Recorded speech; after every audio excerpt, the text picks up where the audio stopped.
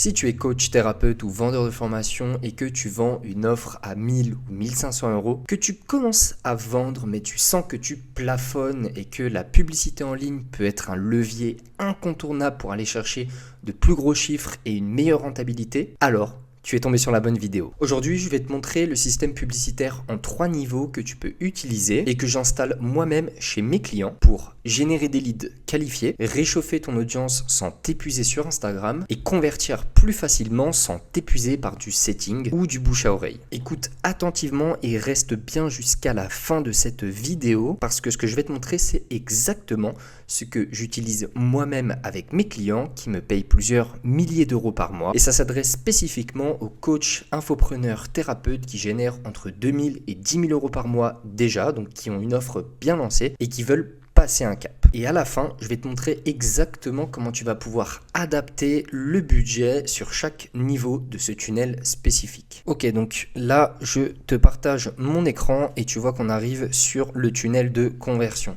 Alors, tu peux bien sûr sauter cette partie-là si tu connais déjà ce tunnel. Alors, il faut savoir que en marketing, en tout cas aujourd'hui, il faut absolument que tu passes par ces 3 étapes si tu veux vendre beaucoup plus facilement ton service d'accompagnement ou de formation en ligne. Tout simplement parce qu'il faut prendre toujours en compte l'état d'esprit de ton prospect. D'accord? Dans quel état il se trouve à chaque message que tu vas lui diffuser. Que ce soit d'ailleurs en publicité ou même en organique. Donc, le premier niveau de ce tunnel de conversion, c'est la sensibilisation. On va rentrer plus en détail au cours de cette vidéo. Donc là, je te fais une review globale.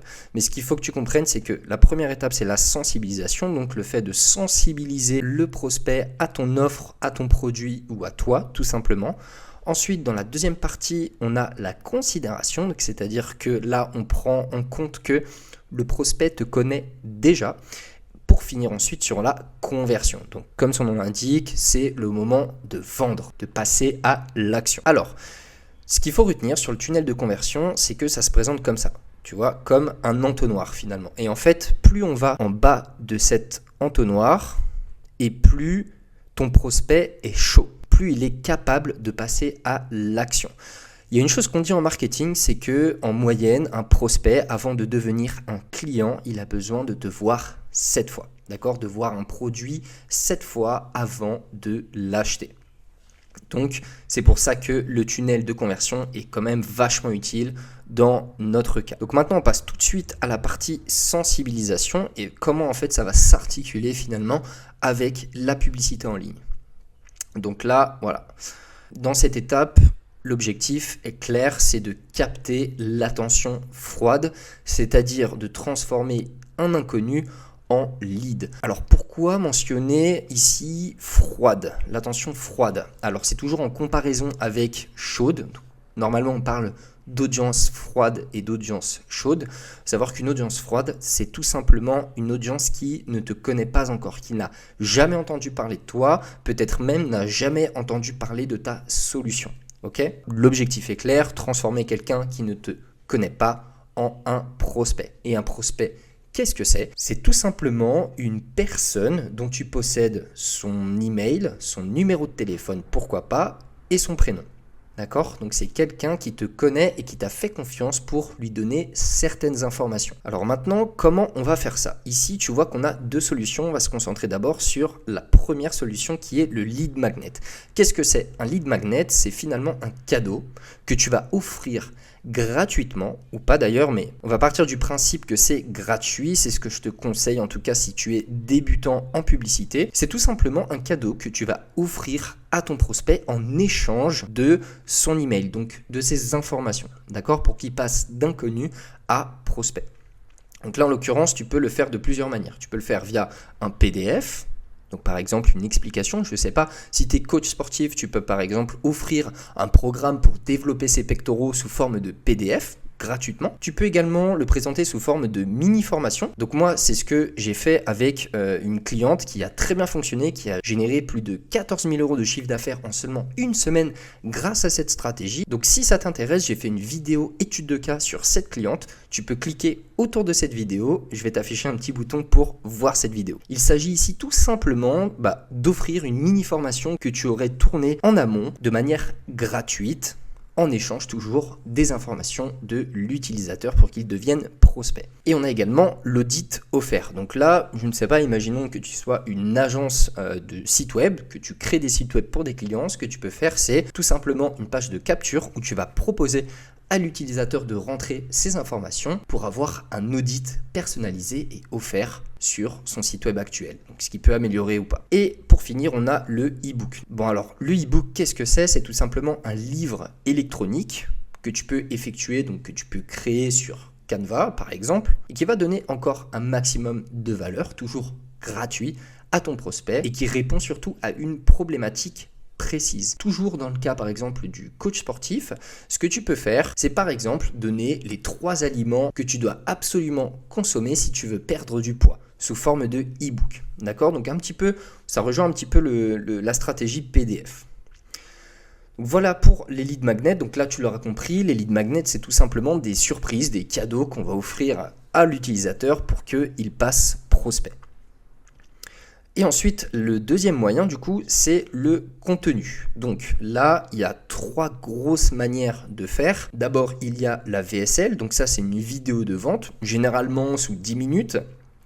Tu vas simplement parler de ton programme face caméra, souvent au format horizontal, donc comme une vidéo YouTube où tu vas parler plus en détail de ton programme, de ta formation en ligne ou pourquoi pas de ton coaching. Ok, donc tout simplement, tu vas expliquer un petit peu les bénéfices, tu vas appuyer aussi sur la douleur que ton prospect peut avoir. Voilà en gros pour la VSL. Ensuite, on a le webinaire. Donc là, un petit peu comme la VSL, mais plus sous format live, donc sous format direct. Tu peux l'héberger sur Webinar Jam, tu peux le faire également via Zoom ou même YouTube, mais en tout cas c'est un live où tu vas vendre un produit payant. Donc pour la VSL, pour le webinaire et pour le challenge, dans tous les cas, ce sont des produits gratuits que tu vas proposer gratuitement à l'utilisateur. Donc pour le cas du webinaire, c'est un live offert où tu vas faire la présentation d'un produit, d'un accompagnement, d'une formation en ligne que tu aurais et qui serait payant. Ok ? Voici pour le webinaire. Ensuite, on a le challenge. Donc là, c'est un petit peu un mélange entre la VSL et le webinaire. Le challenge, c'est souvent sous 4-5 jours où en fait, l'utilisateur va rentrer ses informations pour avoir accès à ce challenge gratuit dans lequel tu vas répondre à sa problématique spécifique sous une forme de challenge, c'est-à-dire de vidéo en fait que tu auras préenregistré sous 4 jours et le dernier jour, c'est souvent un live, donc comme un webinaire où tu vas demander à l'utilisateur de passer au niveau supérieur. Voici un petit peu pour les 2 moyens qu'on a finalement de faire passer un inconnu en un prospect. Mais maintenant, on va s'intéresser ici aux campagnes. Qu'est-ce qu'on doit concrètement faire sur l'Ads Manager de Meta pour pouvoir finalement faire passer ces inconnus en prospect? Donc d'abord, il va falloir forcément cibler. Donc là, comme je te l'ai dit précédemment, il va falloir qu'on cible une audience froide. Donc tu peux le faire soit via du broad, donc ici tu vois une audience en fait extrêmement large, sans forcément centre d'intérêt, sans forcément l'âge, sans forcément le sexe, et laisser vraiment l'algorithme travailler pour toi. Il faut savoir que Meta est extrêmement intelligent.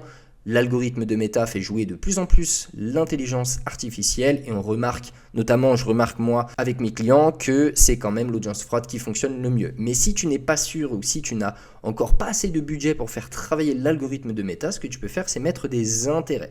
Imaginons que tu sois un coach sportif pour les personnes en surpoids, et bien ce que tu vas pouvoir faire par exemple c'est inclure des intérêts dans ton audience, c'est-à-dire des éléments sur lesquels ton audience pourrait être intéressée. Donc, et en gros, c'est vraiment des intérêts qui sont corrélés avec ta cible et l'objectif. On a aussi des audiences lookalike. Donc là, si tu regardes cette vidéo, c'est probablement pas ton cas, mais là, il va falloir que tu aies pas mal de données sur ton pixel pour pouvoir aller cibler des personnes qui ressemblent à des audiences que tu aurais déjà dans ta machine. Donc je ferai une vidéo dédiée. N'hésite pas à me dire en commentaire si ça t'intéresse de savoir comment on crée des audiences lookalike, des audiences similaires sur Meta. Je me ferai un plaisir de te faire une petite vidéo explicative là-dessus. Après, en termes de format, donc finalement, qu'est-ce qu'on va utiliser pour nos publicités? Eh bien, ce que tu peux faire, c'est des carousels explicatifs. Bien évidemment, c'est toujours un format qui peut bien performer. Tu peux faire également des vidéos face caméra, donc souvent au format vertical, donc au format story, reels, et un visuel très clair. Donc là, dans cette partie-là, il s'agit surtout de tester différents formats parce qu'en général, quand tu débutes sur cette phase d'acquisition, eh bien tu ne sais pas encore quel format va être le plus rentable. Donc là, ce que je te conseille, c'est vraiment d'élargir au maximum ton panel, travaille très bien tes créatives, tes visuels publicitaires pour ne laisser aucune place au doute, parce que finalement tu vas mettre du budget publicitaire dessus, donc ce serait bête quand même de mettre trop peu de format. Donc là, l'objectif de campagne que je te conseille d'utiliser pour cette première partie acquisition, sensibilisation, c'est bien sûr l'objectif prospect. D'accord? Pas plus d'explications, je pense que ça fait sens. L'objectif ici, c'est de faire passer un inconnu en prospect. Maintenant, on va voir tout de suite ce qu'on suit finalement sur cette campagne de sensibilisation. Donc d'abord, il va y avoir les CPM, donc les coûts pour 1000 impressions. Ça, c'est un indicateur qui nous permet de savoir si la diffusion nous coûte cher. Alors les CPM sont influencés par pas mal de choses. D'abord, ce qu'il faut savoir, c'est que Meta, quand tu fais de la publicité sur Facebook, Instagram, tu payes à la fois au niveau des impressions, donc combien de fois ton visuel va être imprimé sur l'écran d'un utilisateur, mais en fonction des enchères. C'est-à-dire que tes CPM ne sont jamais stables. D'accord? Si aujourd'hui tu payes 3 € de CPM, ce ne sera pas forcément le cas demain. D'accord? Donc en fait, les enchères, qu'est-ce qui rentre dans les enchères? Ça va être le nombre de concurrents, le nombre de personnes, d'annonceurs qui vont cibler les mêmes prospects que tu cibles. Donc voilà, c'est un système d'enchères tout simplement. Donc tu payes à l'impression, mais ça a un coût variable. Et ici, le fait de suivre tes CPM, ça va tout simplement te permettre de savoir s'il y a beaucoup de concurrents sur ta verticale. Et forcément, plus il y a des CPM élevés et plus il faudra augmenter le budget. Ensuite, il y a le CTR. Donc là, ici, c'est le taux de clic. Okay, donc c'est le pourcentage finalement de personnes qui voient ta publicité et qui cliquent dessus. Très intéressant pour savoir si le visuel est attractif auprès de ta cible. Ensuite, bien évidemment, et je pense que c'est le plus important, c'est les CPL, donc le coût par lead. Ce sera ton coût par résultat sur une campagne de génération de prospects. Ça va te donner en gros un chiffre, donc par exemple 3. Si c'est ton cas et que tu vois 3 sur ta colonne coût par résultat, ça veut dire que à chaque fois que tu as investi 3 €, tu as un prospect qui rentre dans ton tunnel. Et c'est l'indicateur le plus fiable pour savoir si tout simplement un lead te coûte cher ou pas. J'ai pas fait la précision, mais il faut savoir que lead et prospect, c'est exactement la même chose. C'est tout simplement la traduction en anglais. Et ensuite, ce que tu peux faire, donc là c'est en plus, c'est de vérifier le taux d'ouverture des emails si tu as un tunnel derrière pour suivre l'activité. Évidemment, pour toute la stratégie que je t'explique ici, il vaut mieux avoir des emails, donc des automatisations d'emails. D'ailleurs, j'ai aussi fait une vidéo à ce sujet, tu pourras aller la checker sur ma chaîne. Si tu n'es pas familier avec ça, tu peux utiliser ChatGPT et j'explique tout ça dans cette vidéo. Voilà un petit peu pour les indicateurs qu'on suit. Voilà même pour toute l'acquisition au niveau du premier niveau, donc la sensibilisation. Maintenant, on passe tout de suite au deuxième niveau. Si tu te souviens bien, c'est la considération. Alors, l'objectif dans la considération. Donc, tu l'auras compris, maintenant qu'on est passé par la sensibilisation, il y a certaines personnes qui nous connaissent déjà. Et là, l'objectif, c'est de transformer un lead tiède en lead chaud. Ok? Parce que, a priori, maintenant, tes prospects sont tièdes, ils n'ont pas encore acheté. D'accord? Et là, le but, ça va être d'engager au maximum ces prospects pour qu'ils aient confiance en toi, briser toutes les objections. Ok? Donc, au niveau de l'audience qu'on va implémenter sur Meta, là, il va falloir que tu crées des audiences personnalisées. D'accord? Donc des audiences qui te connaissent déjà. Tu peux par exemple tester ceux qui ont visité ta page. Tu peux tester aussi ceux qui ont vu 75% des vidéos que tu as implémentées dans ta campagne de sensibilisation. Et tu peux même recibler toutes les personnes qui se sont abonnées à ta page Facebook ou tes followers Instagram. D'accord? Mais en tout cas, ce qu'il faut savoir, c'est que dans cette partie-là, on va recibler des personnes qui te connaissent déjà. Et pour ça, il va falloir que tu crées des audiences personnalisées parce qu'on est sur des leads tièdes et pas sur des leads froids comme la campagne précédente. Maintenant, au niveau des créatives, donc toute la partie visuelle publicitaire. Qu'est-ce que tu dois finalement mettre dans ta campagne pour être le plus efficace possible sur ce niveau-là? Eh bien, forcément, il y a les témoignages clients très puissants. C'est peut-être le visuel le plus puissant. Si tu en as, je te conseille vraiment d'en implémenter dans cette partie parce que ça va permettre à l'utilisateur qui verrait le témoignage de s'identifier au maximum à cette personne. Forcément, un témoignage client, c'est très naturel. Il faut savoir que les utilisateurs, ils sont de plus en plus méfiants sur Meta et en apportant comme ça des témoignages clients, des clients qui sont satisfaits, qui parlent de ton produit en positif, ça a énormément d'impact, peut-être même plus d'impact que si c'est toi qui présente ton offre. Ensuite, ce que tu peux faire, c'est tout simplement mettre des mini extraits de formation. Si je prends l'exemple d'une cliente avec qui j'ai travaillé et qui a très bien fonctionné, on avait fait une campagne de retargeting, donc de reciblage, de considération, où simplement l'infopreneuse s'était pris en vidéo, donc selfie, et montrait en fait un aperçu de la formation payante. Ok, donc ça c'est quelque chose que tu peux faire, mettre des mini extraits pour finalement donner envie à la personne de passer à ce niveau-là. Ce que tu peux faire aussi, ce que je te conseille, c'est des reels, donc des formats vidéo vertical face caméra qui cassent des objections. Donc là il va falloir que tu travailles très bien ton avatar client pour savoir exactement quel frein il pourrait avoir pour passer à l'action vers ton programme, ton infoproduit, etc. Donc là, je sais pas, imaginons que toujours dans l'exemple du coach sportif, les gens peuvent se dire « Ah mais non, moi j'ai pas envie de me restreindre, j'ai pas envie de faire de régime, j'ai pas envie d'avoir faim toute la journée. » Et bien là, tu vas pouvoir faire une vidéo simplement en expliquant que dans ton programme, les gens ne vont pas souffrir de faim, qu'il suffit simplement d'adapter certains aliments, etc., etc. Mais vraiment d'aller casser les objections. Et là, ça te permet d'avoir une panoplie de créatives encore différentes pour pas te focaliser sur une seule objection, mais vraiment de couvrir le panel des objections que peuvent avoir tes prospects. Et ce que tu peux faire, bien sûr, c'est toujours un petit peu dans l'esprit témoignage client, c'est des stories bilan, donc c'est-à-dire toujours en format vertical, vidéo, en faisant une étude de cas d'un client à toi qui a réussi à faire ce que tes prospects veulent accomplir. Ça, forcément, c'est un petit peu le même objectif que le témoignage client, c'est vraiment que l'utilisateur ait confiance en toi. Voilà pour les créatifs, je te conseille d'en faire plein, comme ça, tu maximises encore une fois tes chances de performer. Et on passe tout de suite aux métriques, finalement, que tu dois surveiller sur cette partie-là. Donc évidemment, il va falloir que tu regardes le temps de visionnage, toujours dans un objectif d'améliorer constamment tes visuels, tes créatifs publicitaires.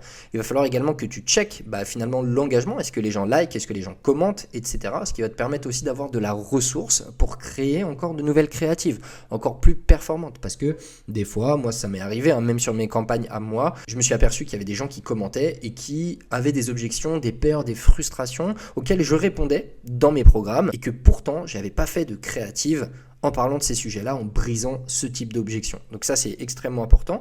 Il y a encore une fois le CTR, donc le taux de clic. Est-ce que tes publicités font cliquer les gens? Et bien sûr, encore une fois, le CPL, donc le coût par lead. Combien te coûte un lead? Okay. Maintenant, on passe tout de suite au troisième niveau, la conversion. Le nerf de la guerre. Là, ici, on veut vendre.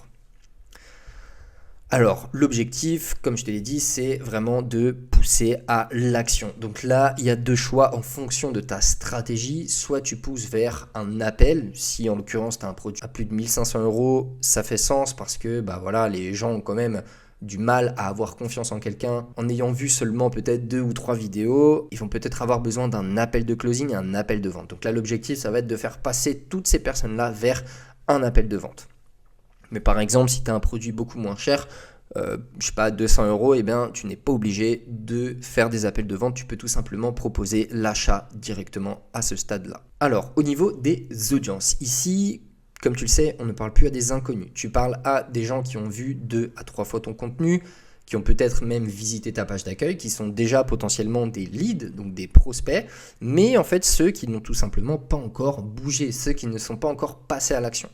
D'accord ? Et là, forcément, il va falloir identifier pourquoi ils n'ont pas passé à l'action pour que tu puisses avoir des taux de conversion qui sont respectables. Alors, au niveau des créatives, dans cette partie-là, conversion, tu peux utiliser donc des formats classiques, un petit peu comme la phase de considération, de la preuve sociale, donc des témoignages clients, plus un message direct et à la fin, un appel à l'action. Ok ? Donc, en fonction de ton offre, il va falloir adapter tout ça, que tu travailles encore une fois tes créatives. Ici, je te conseille de faire principalement de la vidéo verticale en fonction des résultats, bien sûr, que tu auras eu sur tes campagnes précédentes. À l'inverse, si tes carousels ont mieux fonctionné, dans ce cas-là, continue sur le format carousel avec toujours cette structure, donc preuve sociale, message direct et appel à l'action. Voilà pour les créatives. Et maintenant, qu'est-ce qu'on va suivre dans cette dernière partie? Eh bien, ça va être le retour sur investissement publicitaire, le ROAS. Donc ça va te donner un chiffre. Imaginons que ton ROAS soit de 3. Ça veut dire qu'à chaque fois que tu mets 1 euro sur la plateforme, il y a 3 euros qui rentrent en chiffre d'affaires. Donc, tu es rentable. Ça dépend de tes coûts, hein, bien sûr, mais on part du principe que tu es rentable à plus de 3 de ROAS. À ce stade-là aussi, il faut que tu calcules ton taux de prise d'appel et ton nombre de closing. Est-ce que les gens achètent quand tu appelles? Moi, ce que je te conseille, c'est d'avoir au moins 30% d'appels qui convertissent en vente. C'est extrêmement important. Alors maintenant que tu connais un petit peu les 3 niveaux de ce tunnel de conversion en utilisant la publicité méta, on va voir tout de suite comment finalement structurer ton budget publicitaire pour chacune des phases.